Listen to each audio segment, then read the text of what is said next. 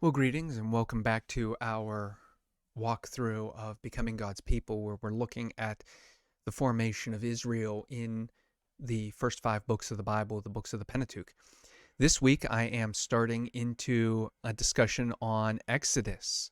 Last week, we talked about how Joseph and his brothers were reconciled and reunited, how they um, became a family. At the end of the book of Genesis, they're in the land of Egypt. They are isolated somewhat in a region of Egypt known as Goshen, which is closer to the Sinai Peninsula. But they are nonetheless under the rule, under the authority of Egypt. This week, we pick up in Exodus 1, really kind of Exodus 1 and 2, the introduction to what happens to the people of Israel and their lives in Egypt.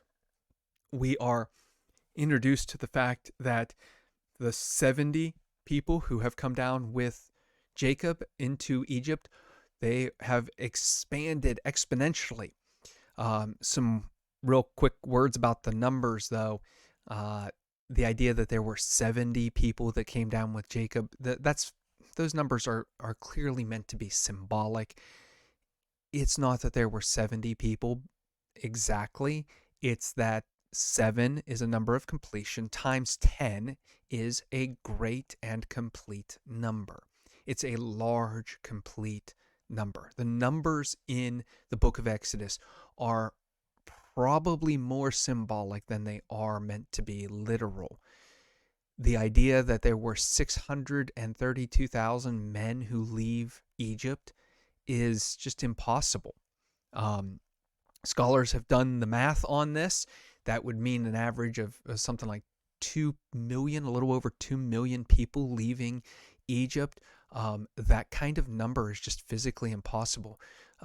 They would never have been able to walk away as a group.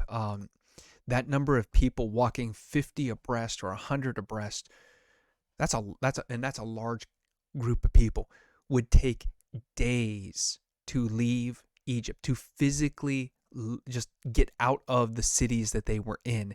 Not to mention that the cities that they were in couldn't have housed 2 million people plus in them, nor could the land of Egypt have hosted 2 million people that were Israelites or Hebrews. These numbers are not meant to be taken literally. They are meant to be symbolic of other things that are going on in the text.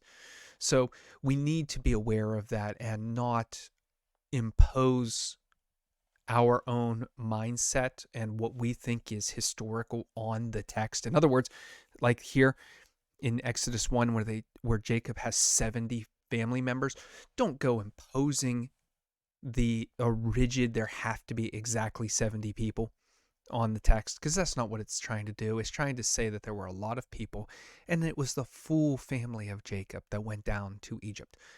Anyway, they have come to Egypt. They have lived in Egypt for generations. We're not told exactly how long. In Genesis 15, Abraham is told that it's going to be 400 years. We're not explicitly told that. We are not told here exactly how long. We just know that it's a long time, long enough that the Pharaoh does not know Joseph. Now, there's two key elements here that I don't think we pay enough attention to. One is the name, the name Pharaoh, and the other is to know. What does it mean to have knowledge of? Because if you're like me, you hear Pharaoh did not know Joseph, and your first thought is Pharaoh had never heard of Joseph. That the text is telling us it's been such a long time that the history books aren't teaching about what Joseph did or who Joseph was. But that, again, is to impose my own definition of to know on the text. The Hebrew words behind this have more of a familial quality. When it says that the Pharaoh does not know Joseph, it's stressing not that he had never heard of Joseph, but that he's unconcerned it is entirely possible that a Pharaoh would have known the history, the story of Joseph and the Israelites and how Egypt was saved and not care. It's entirely possible that the Pharaoh wouldn't have known the history, the story. What the text is stressing is that this Pharaoh is unconcerned with either how the Israelites relate and have historically related to Egypt and where they are in the present. The stress of the text, the stress of knowledge there is not on whether or not Pharaoh has cognitive information, whether or not he understands what has happened. The stress is on how little he is concerned about the Israelites and where they fit into the larger culture. So to not know means to be unaware of and unconcerned about this issue. And it's not simply, again, it's not simply that he's not concerned about the history. He's not concerned about what Joseph has done and how that has impacted going forward. The lesson to us is that we are not to be like Pharaoh. We are to be concerned about how others relate to society, how they work within society, where their story has been and will take them. That's the concern of the text. The other word that I really want to talk about is this idea of Pharaoh. If you're like me, you generally think of Pharaoh as an individual. I think of Pharaoh and I equate that in my head with king. And so I'm saying the Egyptian king. The truth is, Pharaoh is it's a compound word from two different Egyptian words, and it means the great house.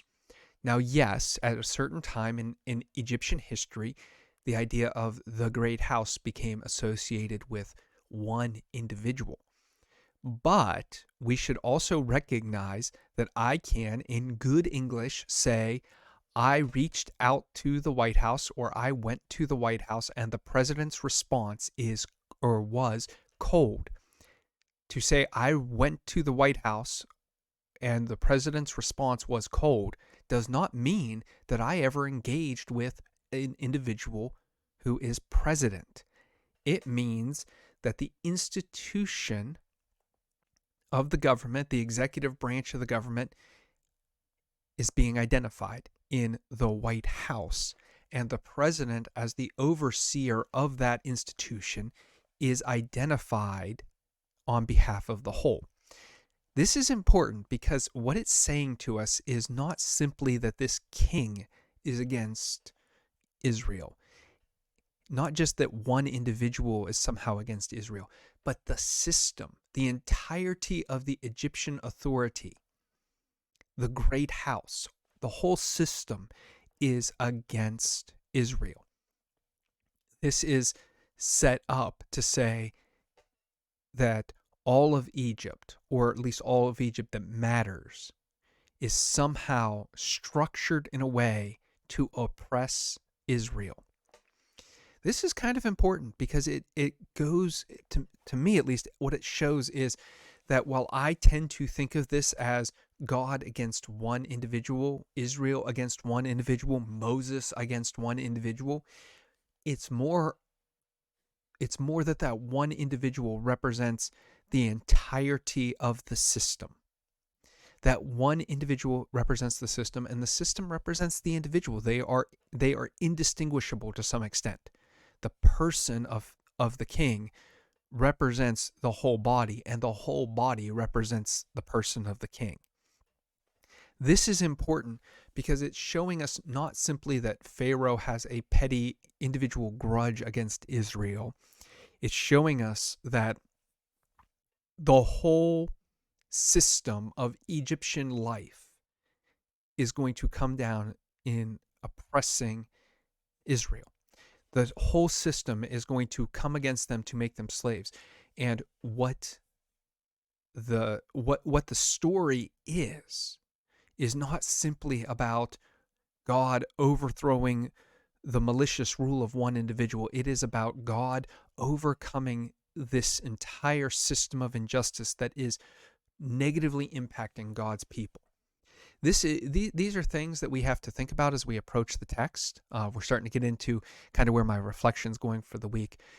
But these are questions that we have to recognize in the text and not treat it as a video camera version of history, but to see how the author is writing this in such a way, subtly writing it to guide our ideas and our understanding so that we have a broader, deeper picture of what's going on. It's not simply that there was a large group of people and one man was controlling their destiny and God fights against this one man. It's more of there was a group of people who represented a nation that God wanted to work through, and another entire nation was trying to stand in the way of God and oppressing this people. And we have to reconcile and deal with that. Anyway, those are some brief reflections on kind of the background to Exodus chapter 1 and 2. Obviously, this is setting up the entire narrative where the king, again, representing the whole people, tries to bottleneck and shut up the people of Israel. The more they expand and grow and multiply.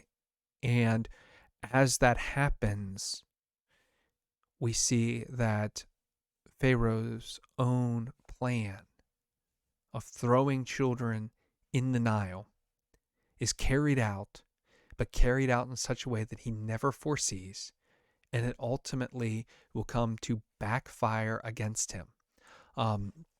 As always, if you have questions or comments, please drop them to me. I'd love to deal with them. I'd love to hear from you. I love learning with other people and seeing how they react to these narratives in ways different than I do, and how they see things in the text that I don't see. So if you have a comment, please let me know. If you have a question, let me know. I'll try to deal with it. As always, until we meet again, God bless.